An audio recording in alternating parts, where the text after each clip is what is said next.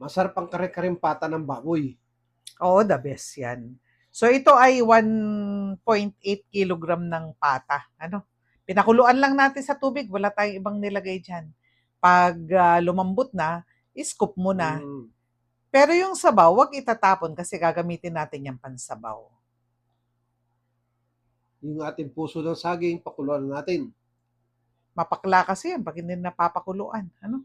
Lutong-luto dapat kasi yan. 1/4 cup yung oil. 1 head na bawang. Mm. Marami yung oil kasi lulutuin natin yung peanut butter dyan. 250 grams yung ground peanut. Hindi ito peanut butter. Ito ay giniling na mani. Wala itong tamis. Ano? Talagang pangkari-kari ito.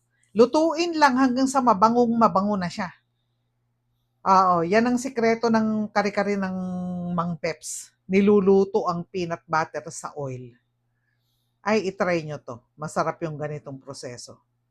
Saka natin na sabaw yung yung pinagpakuluan ng pata. 4 cups muna kasi tansya-tansya muna, tansyameter muna. Tignan lang muna natin kung lalapot. Ilagay na natin yung coconut cream. Iyan ay purong kakang gata. Mas masarap talaga ang kare-kare pag may gata. Patis. 2 tablespoon yan kasi nagdagdag kami.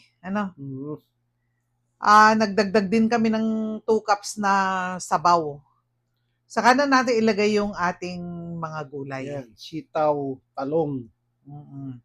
Ang dami naman ng gulay, depende sa inyo, Saka yung puso na nilaga natin. Para hindi mapakla, nilaga muna natin.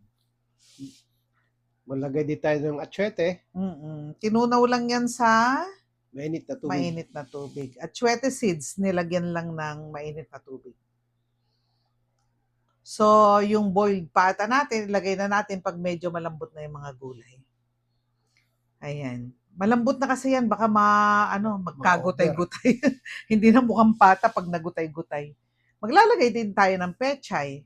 Kami mahilig sa gulay, kaya marami yung aming gulay. Pero lagi nakadepende sa inyo kung gaano karami yung gulay. Ang pinakita namin sa inyo ay kung gaano karami yung peanut, yung coconut milk, ganyan lang yan, saka yung sabaw niya. Okay, bali naka 6 cups tayo ng sabaw dyan. I-serve natin yan with bagoong. Ito ay napaka-special na kare-kare. Alam mo ba kami, kilalang kilala kami sa masarap na kare-kare. Alam mo ba mga friends namin, ang tingin sa amin ay kare-kare. Oo, pag nakita si Mang Peps, sabi nila, Mang Peps yung kare-kare. O, di ba? O, ayan. Papaano? Di maglaway kayo.